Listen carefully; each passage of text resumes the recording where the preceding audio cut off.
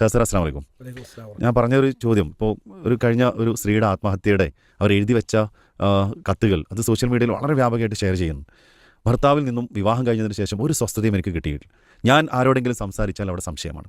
ഞാൻ ആരോടെങ്കിലും ഒന്ന് നോക്കിയാൽ, ഈവൻ കുടുംബത്തിലെ സ്ത്രീകളോട് പോലും ഒന്ന് അമിതമായ രൂപത്തിൽ ഒരല്പം കൂടുതൽ സമയമെടുത്തു കഴിഞ്ഞാൽ അതുപോലും സംശയിക്കുന്ന ഭർത്താവാണുള്ളത്. ഇനി എനിക്ക് വയ്യ, ഞാനിതാ പോവുകയാണ് എന്ന് പറഞ്ഞ് അവസാനം ജീവിതം അവസാനിപ്പിക്കുകയാണ്. സങ്കടമാണ് ഈ കാഴ്ചകൾ. അപ്പോൾ അവിടെ ഈ സംശയരോഗം എന്ന് പറയുന്നത് ഒരു രോഗം തന്നെയല്ലേ? എന്താണ് അതിനെക്കുറിച്ച് നിങ്ങൾക്ക് പറയാനുള്ളത്? ബിസ്മില്ലാ. ഇന്നത്തെ സാമൂഹ്യ സാഹചര്യത്തിൽ നമ്മൾ ഏറെ ചർച്ച ചെയ്യേണ്ട ഒരു വിഷയം അതാണ് പാരനോയിഡ് അല്ലെങ്കിൽ പാരനോയിയ എന്ന് പറയുന്ന സംശയരോഗം.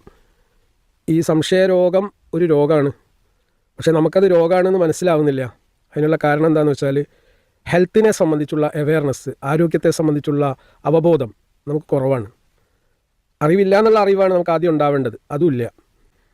ഈ ഡിവോഴ്സിൻ്റെ എണ്ണം വർദ്ധിക്കുകയാണ്, വിവാഹമോചനങ്ങളുടെ എണ്ണം അഭ്യസ്ത വിദ്യരിൽ തന്നെ വർദ്ധിക്കുകയാണ്. അതിനുള്ള ഒരു പ്രധാനപ്പെട്ട കാരണം ഈ വൈവാഹിക ജീവിതത്തിലേക്ക് പ്രവേശിക്കുന്നതിന് മുമ്പ് അനിവാര്യമായും കിട്ടേണ്ട ഒരുപാട് അറിവുകളുണ്ട്.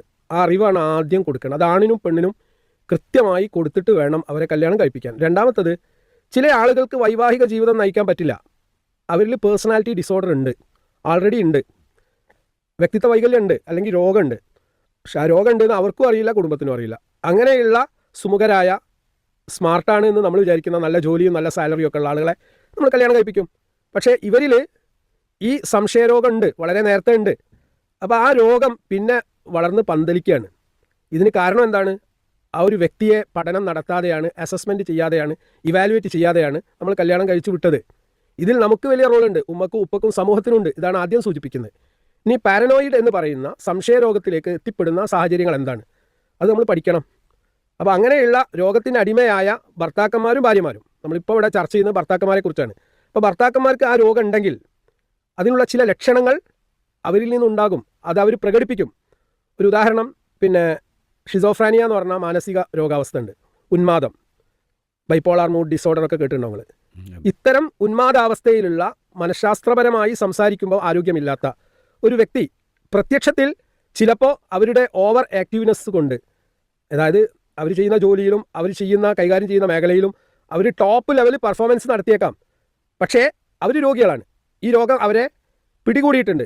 ഇത് സമൂഹം മനസ്സിലാക്കുന്നില്ല, കുടുംബം മനസ്സിലാക്കുന്നില്ല. ഇങ്ങനെയുള്ള പേഷ്യൻസിൽ എന്തുണ്ടാവും? സംശയരോഗം ഉണ്ടാവും.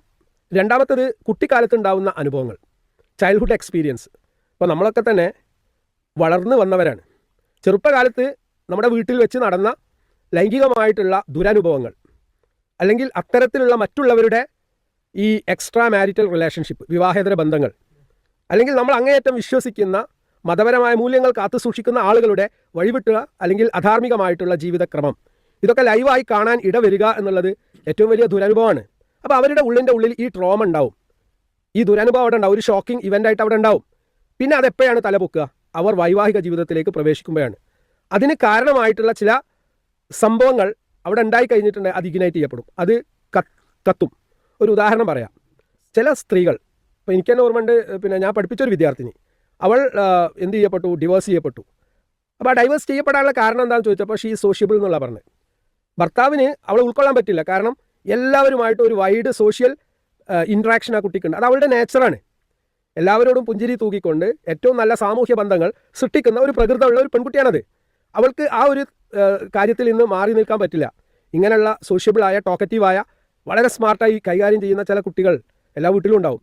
അപ്പോൾ അവർക്ക് കിട്ടുന്ന ഭർത്താവ് വളരെ സൈലൻ്റായ, റെറ്റിസൻ്റായ, അമിതമായി സംസാരിക്കാത്ത ഒരു വ്യക്തിത്വമാണ്. സ്വാഭാവികമായിട്ടും അയാൾക്ക് തോന്നാണ് ഇവൾക്ക് വഴിവിട്ട ബന്ധങ്ങളുണ്ട്.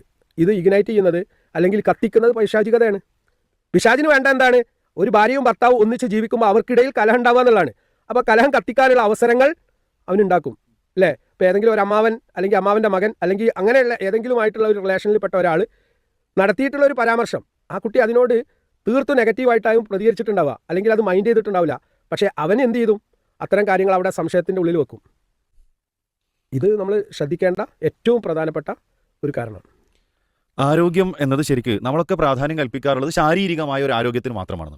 പക്ഷേ അതേപോലെ അല്ലെങ്കിൽ അതിനേക്കാൾ കൂടുതൽ ശ്രദ്ധ കൊടുക്കേണ്ട ഒരു മേഖലയാണ് നമ്മുടെ മെൻ്റൽ ഹെൽത്ത് അഥവാ മാനസിക ആരോഗ്യം എന്നത്. മനസ്സിന് എവിടെയെങ്കിലും ചെറിയ ഒരു പ്രശ്നം വരുമ്പോൾ അത് പല രൂപത്തിലുള്ള ശാരീരികമായ രോഗങ്ങളിലേക്ക് എത്തിച്ചേരാറുണ്ട്. അതിലുപരി മനസ്സിൻ്റെ രോഗം കൊണ്ട് നമ്മുടെ കൂടെയുള്ളവരാണ് പലപ്പോഴും ഏറെ പ്രയാസപ്പെടുന്നത് എന്ന യാഥാർത്ഥ്യം നമ്മൾ ഉൾക്കൊണ്ടേ മതിയാവൂ, മനസ്സിലാക്കിയേ മതിയാവൂ. നോക്കൂ, ഒരു ജീവിതത്തിൻ്റെ ഏതെങ്കിലും ഘട്ടത്തിൽ അനുഭവപ്പെട്ട ഒരു ചെറിയ ഇൻസിഡൻറ്റ് അല്ലെങ്കിൽ ഒരു ട്രോമ, അതായിരിക്കാം പിന്നീട് പലപ്പോഴും അവരെ മോൾഡ് ചെയ്യുന്നതിൽ, അവരുടെ ഭാവി ജീവിതത്തിൽ സ്വാധീനം ഉണ്ടാക്കുക എന്നുള്ളത്. അപ്പോൾ അവിടെ ഭാര്യയും ഭർത്താവായിട്ട് ജീവിക്കുമ്പോൾ അവർക്കിടയിൽ ഇണക്കങ്ങൾ ഉണ്ടാകുന്നതിന് പകരം പിണക്കങ്ങളും സംശയരോഗങ്ങളും ഉണ്ടായിത്തീരുന്നതിന് കാരണമാവുന്നുണ്ടാണ്. അപ്പം അതുകൊണ്ട് അതൊരു രോഗമാണ്. തീർച്ചയായിട്ടും അതിനൊരു ചികിത്സ ആവശ്യമാണ് എന്നാണ് സ്നേഹക്കൂടിന് ആദ്യം പറയാനുള്ളത്.